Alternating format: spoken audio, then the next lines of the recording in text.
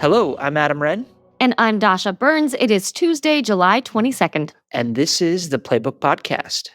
Without further ado, the big story driving the day is what in the world could determine the 2026 midterms? Three questions that could give us insight to that are: could Republicans be in better shape than expected? RNC fundraising has been beating out the DNCs. The RNC currently has a war chest totaling 80.78 million, while the DNC has 15 million on hand. And there's new attempts to redistrict in Texas, which could mean keeping the purpling of the state at bay. Plus, some blue states have districts that are drawn in a nonpartisan way. I've been talking, Dasha, to both the NRCC and the DCCC, and it's remarkable. Both of them have a pretty Rorschach-like view of the landscape here. They both see opportunities for themselves, and this midterms, in some ways, even though it's historically trending towards Democrats, feels like it's going to be another close one. Not so much a 2018, but more of like a 2022 without as many bumps. What are you hearing from the Trump White House, which is increasingly interested in these midterms as all this unfolds?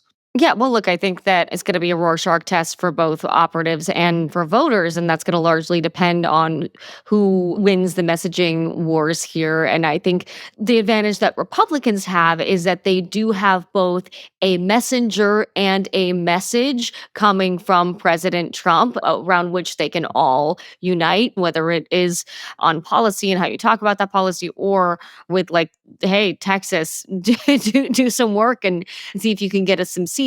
That doesn't exist on the Democratic side right now. And so I think that is going to play a role in how Democrats foment the opposition and how they take advantage of maybe some of the openings that the Trump administration has given them, whether they can hammer the administration on some of the consequences of the big, beautiful bill or point to the darker side of some of the deportations or what have you.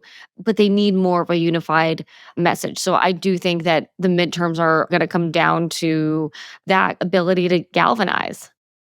The Democrats are licking their chops over the Epstein files as a message framer for the midterms, and not just specifically about the ins and outs of what's in the files and what's coming out, but using it as a frame, as we've talked about before on this podcast, to kind of say that Trump is essentially running, as they describe it, a billionaire protection racket, where it's not just Epstein, but he's protecting and Epstein's associates, but more broadly, that the one big beautiful bill bails out billionaires at the expense of middle and lower class taxpayers who rely on it for Medicaid.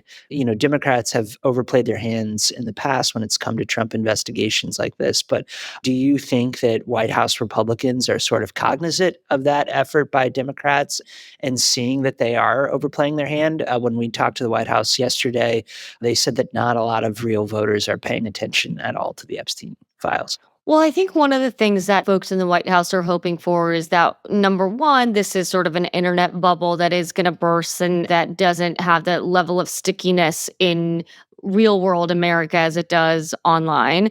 And number two, they hope that Democrats jumping on this bandwagon is actually helpful to Trump because then they can point and say, look, the opposition is trying to hijack this and turn it into another witch hunt. We've seen this story before.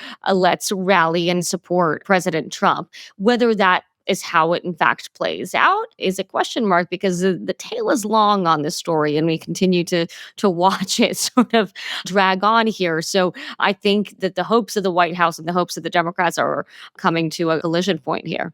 And if it's a bad news cycle for Team Trump, we are due to hear from a Biden like clockwork. And sure enough, on Monday, Hunter Biden delivered a 3-hour interview with some very choice clips circulating across X that I'm sure are clogging up your feed. He did that with Channel 5, the YouTube channel, and pretty significant how backward looking his interview was. But at the same time, we're seeing Trump kind of have a backward looking message as well, talking about not just Biden hauling his aides in front of Congress, but talking about Obama and the role that he played in 2016 and 2020. So do you think that either party here can find kind of a forward-looking message that benefits them heading into the midterms? Yeah, I mean, I think that Trump's messaging has been backward, side, up, down, looking over the last 24, 48 plus hours here. I think that for President Trump, because he is so much less disciplined with his messaging and sort of his social media presence, that it tends to just have less of an effect because there's a factor of sort of the madman approach that people have baked in to how he manages and how he engages with his voters and with Americans in general. So I think this is something that infuriates Democrats a lot of the time, that what Trump can say and what basically any other politician can say, there is a massive, massive double standard there. But certainly, I don't think a lot of Democrats want any Biden last named folks out there in this moment. We'll hear from President Trump himself likely today when he sits down with Philippines President Ferdinand Bongbong Marcos Jr. at the White House. And it'll be curious to see what his tone is in all of this. Are you expecting Trump to sort of sound off on this later today at the White House? I wouldn't be surprised at all. I mean, again, the ire at the media is a place where he's very comfortable. I don't want to say this is where they were hoping this would go, but it certainly gives the president an opening to be on offense and to also sort of play the victim, which is a place where he can often use to turn the tables. The White House has certainly done a lot to change the dynamics of how the press pool works and has taken a lot of the reins over from the White House Correspondents Association, given what we saw with the AP earlier this year, getting kicked out of the pool for bucking the Gulf of America label. I don't think it was shocking to any of us to see that the Wall Street Journal was taken out of the pool because of that article and the lawsuit. We have seen the president and this White House really use the media as both a tool and a weapon and a real foil to their ends. Beyond this meeting at the White House, there are two other big stories driving the conversation in Washington today. The Senate will have a big vote on the military construction VA bill. The House will not vote on the Epstein resolution until after the recess. Mike Johnson buying Donald Trump a little bit of time there. And also, Senate Majority Leader John Thune is a little bit reluctant to fulfill Trump's wishes and cancel the August recess, potentially a compromise happening there. And the One Big Beautiful Bill got its final score from the Congressional Budget Office.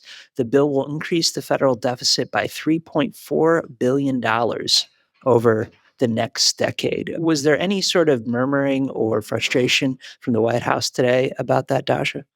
The White House does not love figures that they do not control.